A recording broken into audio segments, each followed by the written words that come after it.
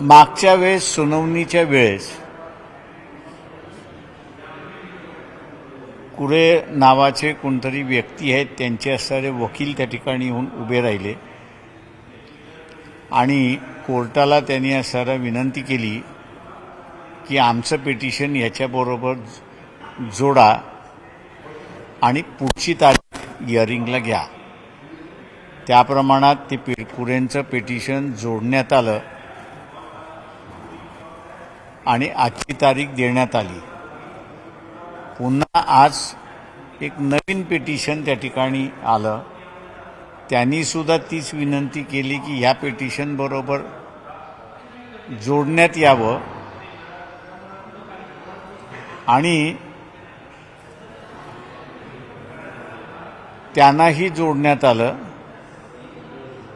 आमचे सिनियर वकील काही नाही आहेत, त्यांनी डेट मागितलेली आहे. कोर्टाला त्यावेळेस सांगण्यात आलं की खालच्या कोर्टामध्ये हायकोर्टामध्ये 30 तारीख आहे, त्यामुळे कोर्टाने असणारं मंगळवारी 29 तारीख हिअरिंगसाठी त्या ठिकाणी दिलेली आहे. आम्ही अपेक्षा धरतो की 29 तारखेला तरी त्या ठिकाणी ती हिअरिंग होईल आणि काहीतरी निकाल लागेल की ज्याच्यामुळे सोमनाथ सूर्यवंशी यांना न्याय मिळण्याच्या प्रक्रियेमध्ये बाधा येणार नाही. राज्याचे मुख्यमंत्री देवेंद्र फडणवीस कालपासून दिल्ली दौऱ्यावरती आहेत. विविध नेत्यांच्या गाठी भेटत घेत आहेत. विविध प्रकल्पासंदर्भात चर्चा करताना पाहिजे. ते मी आपल्याला मागेही म्हणालो होतो की पहिल्यांदा ज्याला आपल्याला म्हणता येईल की हिंदी आम्ही लागू करणार नाही अशी भूमिका घेतली आणि त्यानंतर काही झालं तरी 3 लँग्वेज फॉर्म्युला हा आम्ही लागू करणार. मी त्यावेळेस असताना म्हणालो होतो की मुख्यमंत्री स्वतःला पंतप्रधानाच्या रेसमध्ये आणतात आहेत अशी परिस्थिती आहे. आज जी काही मला पार्लमेंटमधनं माहिती मिळाली, पंतप्रधान पार्लमेंटच्या कार्यालयामध्ये नाही आहेत, परंतु देवेंद्र फडणवीस हे पंतप्रधानाच्या कार्यालयामध्ये जाऊन आले. एका दृष्टीने त्यांनी असणारं ती रेकी केली की आपल्याला असणारं ह्या ऑफिसमध्ये बसायचं आहे, तेव्हा देवेंद्र फडणवीस यांच्या इच्छा ज्या आहेत या पूर्ण व्हाव्यात आणि एकदा तर कधीतरी महाराष्ट्राचा एक पंतप्रधान व्हावा ही आमची इच्छा. तुमची इच्छा आहे देवेंद्र फडणवीस यांनी पंतप्रधान व्हावं? हो, महाराष्ट्रातला एक कोणतरी पंतप्रधान झाला पाहिजे अशी आमची इच्छा आहे. आता देवेंद्र त्या रेसमध्ये आहेत, पूर्वी शरद पवार त्या रेसमध्ये होते. सर, मोदींच्या 75 वर्ष वयाबद्दल खूप चर्चा होती. त्याच दरम्यान देवेंद्र फडणवीस दिल्लीत आणि तुम्ही ज्या रेसबद्दल चर्चा करतात, असं वाटतं की 75च्या दरम्यान खरंच ते हे करतील म्हणून? जो नियम मोदी निर्माण करतात पाळण्यामध्ये ते यशस्वी आहेत आणि ते पाळण्यामध्ये यशस्वी असल्यामुळे तो नियम ते स्वतःलाही लावतील अशी अपेक्षा आहे. किंवा मोहन भागवत RSSचे प्रमुख आहेत,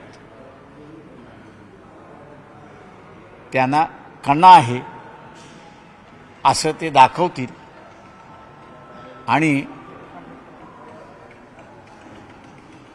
अडवाणी असतील, मुरली मनोहर जोशी असतील आणि इतर सगळ्यांची मी नावं घेत नाही, ज्याच्यामध्ये सुब्रमण्यम स्वामीसुद्धा आहेत, की जो नियम लावला तो नियम मोहन भागवत हे भारतीय जनता पक्षामध्ये सुद्धा लागू करतील.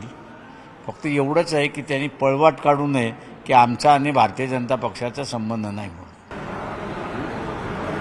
आज सर मुख्यमंत्री दिल्लीत आहेत, तुम्ही एक महत्त्वाची गोष्ट सांगत होते, पण ते संसदेत फिरून आले आणि खास करून पंतप्रधान नरेंद्र मोदी नाही आहेत असं तुम्ही सांगताय. नेमकं तुमचा इशारा काय आहे? काही नाही, मी म्हटलं ना की कुठल्याही ऑफिसमध्ये जायचं असेल किंवा कुठल्याही पदावरती जायचं असेल तर पहिल्यांदा त्या सगळ्याचा अभ्यास केला जातो. त्याच्यामुळे अभ्यास करण्यासाठी देवेंद्र फडणवीस त्या ऑफिसमध्ये गेले होते.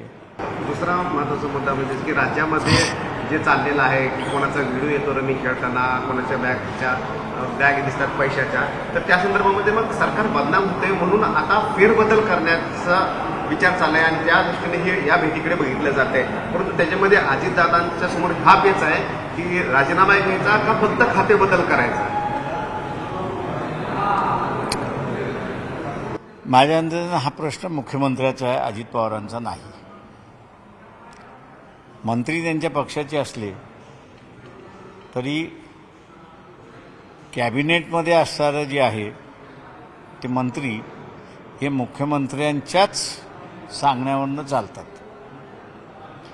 डेप्युटी मुख्यमंत्री हे पद अजिबात नाही. आज कुणीही जाऊन एकनाथ शिंदे आणि अजित पवार आपल्या लेटरहेडवरती डेप्युटी चीफ मिनिस्टर असं पद लावतात. हायकोर्टाच्या निर्णयाचा अवमान झालाय असं केलं तर कदाचित कोर्टाचा काय व्ह्यू असेल, काय व्ह्यू असणार नाही हे आहे. त्याच्यामुळे घटनेमध्ये किंवा इतर कुठेही डेप्युटी मुख्यमंत्री पद नाही.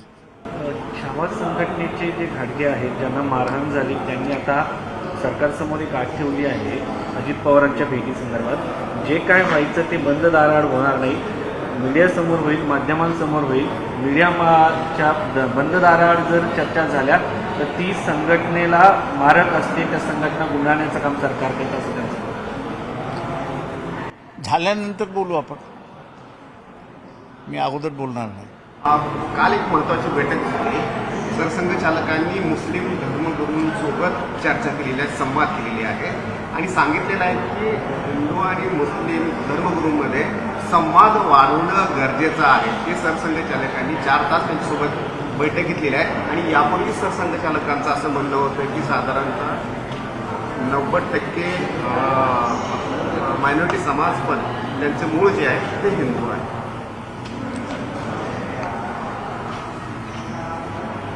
जन्माला जेव्हा आलं तेव्हा कोण हिंदू आलं नाही. जन्माला ज्यावेळेस आलं तो माणूस म्हणून आला आणि माणूस आल्यानंतर मग त्यांनी कुठला धर्म पाहिजे हा स्वीकारला. त्याच्यामुळे असणारे हे विधानच मुळात खोडसाळ आहे असं मी त्या ठिकाणी मानतो. मुस्लिम धर्मगुरूंशी संघाच्या बैठका कसं पाहताय?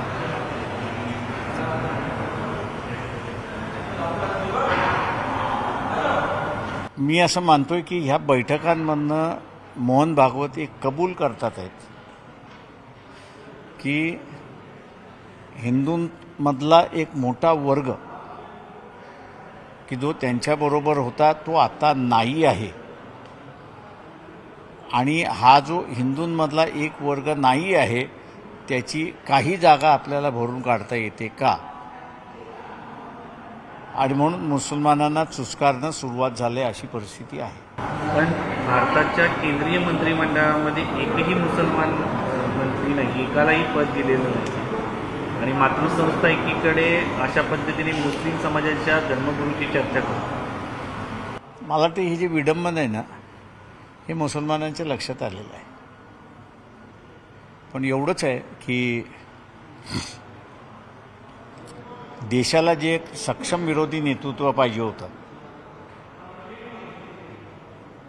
ते काही दिसत नाही.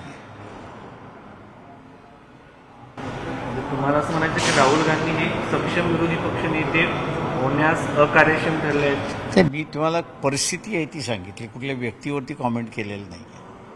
सर, केंद्रीय कायदा मंत्री आहेत अर्जुन राम मेघवाल यांनी राजघटनेच्या प्रस्तावातून समाजवादी आणि धर्मनिरपेक्ष असे जे 2 शब्द हटवण्याबाबत जी चर्चा चालू होती त्याला घेऊन सांगितलं आहे की सध्या केंद्र सरकार कोणत्याही योजना किंवा याबद्दल किंवा हेतू नसल्याचं यांनी स्पष्ट केलं आहे. हे आता पण आपण सध्या तरी बघितलं त्यांचं म्हणणं असं चर्चा आहे की धर्मनिरपेक्ष आणि समाजातील शब्द काढण्यासंदर्भात आमचं कोणतं धोरण नाही.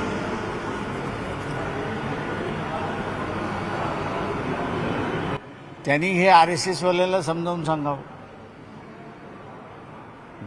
देशाची कोणाची मागणी नव्हती, ती RSSची मागणी होती. तेव्हा कॅबिनेटने असं RSSला समजावून सांगावं. ते लोकांशी बोलू नये, त्याने RSSशी बोलावं.